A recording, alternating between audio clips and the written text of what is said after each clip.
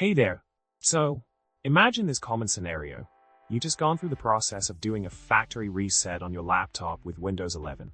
Everything seems to be going well until the problem arises. After the reset is complete, the computer starts asking for locale information and other settings that you want to leave to the new owner. But here's the catch: you can't seem to find a way to skip these steps without resorting to a hard power off.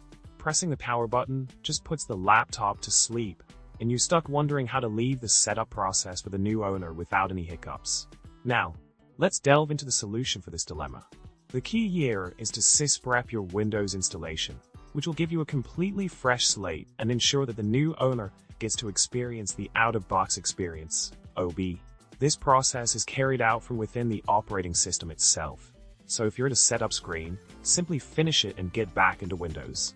Once you're in, open a command prompt as an administrator and type the following commands: cddc://windows/system32/sysprep, followed by sysprep.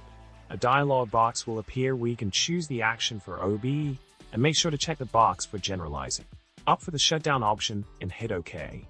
Remember, this action is irreversible, and once you initiate it, your computer will reboot with a fresh install akin to a brand new purchase.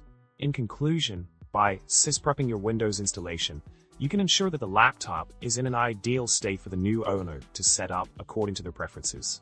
It's a simple process that guarantees a seamless experience and eliminates any potential setup hassles. And with that, we wrap up our guide for today. Remember to hit that subscribe button, give us a like, and drop a comment below with your thoughts.